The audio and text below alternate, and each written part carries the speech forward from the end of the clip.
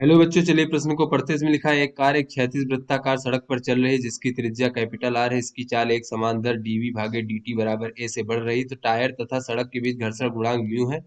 तो कितनी चाल पर यह कार जो है सड़क पर फिसलने लगेगी, ये हमें बताना है। तो चलिए बच्चों, इस प्रश्न की मूल अवधारणा को हम देख लेते हैं। तो बच्चों, इस प्रश्न की हम मूल अवधारणा देख लेते हैं बच्चों कि जब कोई वस्तु इस प्रकार से वृत्ताकार पथ पर बच्चों गति करता है इस प्रकार से, तो बच्चों ये वृत्ताकार पथ पर इस प्रकार से इस पर केंद्र की ओर बच्चों एक अभिकेंद्र त्वरण होता है बच्चों, जो कि अभिकेंद्र बल के द्वारा बच्चों प्राप्त होता है। तो ये आवश्यक अभिकेंद्र बल बच्चों आवश्यक होता है। यहाँ पर अभिकेंद्र बल जो है आवश्यक होता है किसी वस्तु को वृत्तीय पथ पर गति करने के लिए। तो बच्चों ये अभिकेंद्र बल या फिर ये कह लें अभिकेंद्र त्वरण, ये किसी भी प्रकार के बच्चों बल से प्राप्त हो सकता है, चाहे वो घर्षण बल हो या गुरुत्वाकर्षण अभिलंब बल। तो बच्चों जिसकी दिशा जो है ये वेग की दिशा के अभिलंबवत और केंद्र की ओर इस प्रकार से बच्चों होती है, वो हमारा अभिकेंद्र बल होता है बच्चों यहाँ पर। तो इस प्रकार से वस्तु पर उसके गति की दिशा के अभिलंबोत दिशा में जो लगने वाला बल है, अगर वो आवश्यक अभिकेंद्र बल से कम है बच्चों, तो वो वृत्तीय पथ पर गति नहीं करेगा और बाहर की ओर फिसलने लगेगा बच्चों, या फिर बाहर की ओर वृत्तीय पथ से बाहर की ओर गति करने लगेगा। तो इससे बच्चों हमें पता चलता है कि ये वृत्तीय पथ पर गति करने के लिए एक आवश्यक अभिकेंद्र त्वरण की आवश्यकता होती है बच्चों। तो यहाँ पर अगर ये इसकी वेग भी, इसका वेग का परिमाण यानी चाल बढ़ रहा है बच्चों, यानी स्पर्श रेखीय दिशा में भी इसमें एक त्वरण है, तो उसे हम बच्चों स्पर्श रेखीय त्वरण कहते हैं, एटी। तो बच्चों ये जो वस्तु का परिणामी त्वरण होता है, ये चूंकि एटी और एसी दो परस्पर लंबवत है बच्चों, तो परिणामी त्वरण इसके बीच में इस प्रकार से होगा ए। तो यहाँ पे बच्चों देख लेते हैं, जो परिणामी त्वरण होता है ए बराबर, वो होता है वर्गमूल एसी का वर्ग धन एटी का वर्ग, इस प्रकार से। तो चलिए बच्चों अपने प्रश्न को हल करते हैं बच्चों। तो यहाँ पर बच्चों कहा जा रहा है कि एक क्षैतिज वृत्ताकार सड़क पर एक कार चल रहा है बच्चों इस प्रकार से, जिसकी त्रिज्या बच्चों आर है। वृत्तीय पथ की त्रिज्या कितनी है बच्चों, ये आर है। तो यहाँ पर बच्चों जब ये कार इस प्रकार से चल रही है, तो बच्चों इसकी इस दिशा में जो है एक अभिकेंद्र त्वरण होगा बच्चों इस प्रकार से एसी, और इस दिशा में बच्चों वृत्तीय पथ के स्पर्श रेखीय दिशा में एक हमारा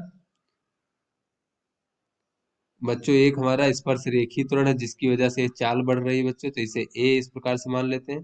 तो दोनों ही अभिलंबवत है, तो इन दोनों का परिणामी इस प्रकार से होगा बच्चों। तो बच्चों ये दोनों ही त्वरण किस प्रकार से किस के द्वारा मिल रहा होगा बच्चों, तो सड़क के द्वारा कार पर जो घर्षण बल लग रहा होगा बच्चों इस प्रकार से।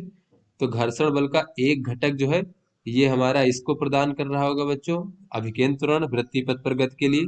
और ये हमारा ए प्रदान कर रहा होगा जो कि इसके स्पर्श रेखीय दिशा में लगता है और इसकी चाल को बढ़ा रहा है समय के साथ में। तो बच्चों ये घर्षण बल का एक घटक जो है अभिकेंद्र त्वरण और एक घटक स्पर्श रेखीय दिशा में लगता है बच्चों। तो ये घर्षण बल जो ही है यही जो है इन दोनों का परिणामी होगा बच्चों। तो एफ बराबर हो जाएगा वर्गमूल ए सी का वर्ग धन बच्चों ए का वर्ग। तो यहाँ से बच्चों अगर हम देखें कि ये इसकी चाल बढ़ती जाएगी, एक समय ऐसा आएगा बच्चों कि उसके बाद ये चाल जब बढ़ेगी तो ये वृत्तीय पथ पर गति नहीं कर पाएगा। क्यों नहीं कर पाएगा बच्चों, क्योंकि ये जो एसी है आवश्यक अभिकेंद्र बल बच्चों, क्योंकि चाल के बढ़ने पर यहाँ पर देख लेते हैं बच्चों, जो आवश्यक अभिकेंद्र त्वरण होता है बच्चों, इसका मान होता है v का वर्ग भागे आर। आर क्या है, वृत्तीय पथ की त्रिज्या। तो बच्चों जब चाल का मान बढ़ता जाएगा तो ये एसी का मान भी बढ़ता जाएगा। तो बच्चों ये हमारा घर्षण बल का एक अधिकतम संभव मान होता है बच्चों।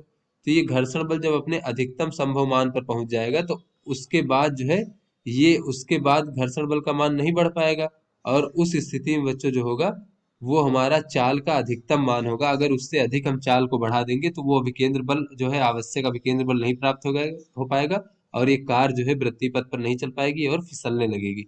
तो बच्चों यहाँ पर ये जो घर्षण बल होगा अधिकतम जब बल होगा, तो अधिकतम घर्षण बल होता है म्यू गुणे एन। एन क्या है बच्चों, अभिलंब बल। तो ये क्षैतिज कार है बच्चों, क्षैतिज पथ पर चल रही है, तो इसमें नीचे की ओर एक हमारा गुरुत्वाकर्षण बल लग रहा होगा, और ऊपर की ओर क्या होगा बच्चों, ऊपर की ओर इस प्रकार से एक अभिलंब बल लग रहा होगा। तो बच्चों ऊर्ध्वाधर दिशा में ये संतुलन की स्थिति में, इसलिए ये अभिलंब बल का मान mg के बराबर होगा। तो यहाँ बच्चों हम म्यू mg कह सकते हैं, अधिकतम घर्षण बल, ये हो जाएगा वर्गमूल। और AC का मान बच्चों कितना हो जाएगा, ये हो जाएगा m, और v बच्चों क्या है, ये हमारा अधिकतम है क्योंकि घर्षण बल अधिकतम है। तो mv अधिकतम का वर्ग भागे बच्चों आर वृत्तीय पथ की त्रिज्या धन बच्चों a का वर्ग। a नहीं हो जाएगा बच्चों, यहाँ पर ma हो जाएगा, क्योंकि अगर ये हमारा बच्चों जो है ये हमारा ए त्वरण है इस दिशा में, तो इस पर जो लगने वाला बल है बच्चों ये हमारा एम ए बल हो जाएगा, और इधर बच्चों ये एम ए सी हो जाएगा अभिकेंद्र बल। तो बच्चों ये अभिकेंद्र त्वरण है, तो अभिकेंद्र बल एम वी का वर्ग भागे आर, और ये बच्चों हो जाएगा एम का वर्ग और ए का वर्ग, इस प्रकार से यहाँ पर बच्चों हम बल के मान को लिख रहे हैं, m का वर्ग a का वर्ग। और बच्चों यहाँ पर ये हो जाएगा, इसका जब इसका भी वर्ग होगा बच्चों इस प्रकार से, तो यहाँ से बच्चों m का वर्ग जब बाहर ले लेंगे बच्चों, तो ये m से ये m कट जाएगा इस प्रकार से। तो बच्चों ये हो जाएगा म्यू जी बराबर वर्गमूल v अधिकतम का वर्ग बच्चों भागे r, और इसका वर्ग, और धन बच्चों a का वर्ग। तो दोनों बच्चों का अगर वर्ग कर दें तो हो जाएगा म्यू का वर्ग जी का वर्ग बराबर बच्चों, इधर वर्गमूल हट जाएगा और ये हो जाएगा वर्ग धन बच्चों a का वर्ग। तो यहाँ से बच्चों ये हमें v अधिकतम ज्ञात करना है बच्चों, तो ये हो जाएगा, ये इधर हो जाएगा बच्चों म्यू का वर्ग जी का वर्ग और बच्चों r का वर्ग इस प्रकार से, और ये बराबर हो जाएगा बच्चों इधर v अधिकतम का वर्ग बच्चों, यानी इसकी घात 4 हो जाएगा बच्चों, और धन बच्चों ये हो जाएगा r का वर्ग और a का वर्ग।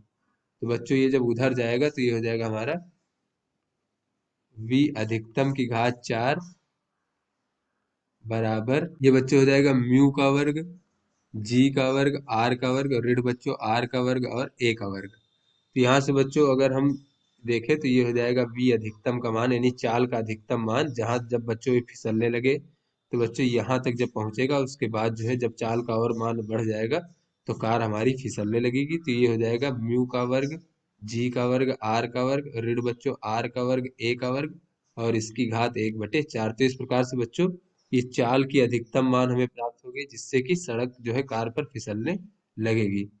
तो बच्चों ये अधिकतम मान है जब ना फिसले बच्चों, तो इसके जब ज्यादा हो जाएगी मान तब जो है कार फिसलने लगेगी। तो बच्चों आशा करते हैं ये आपको समझ में आ गया होगा। धन्यवाद।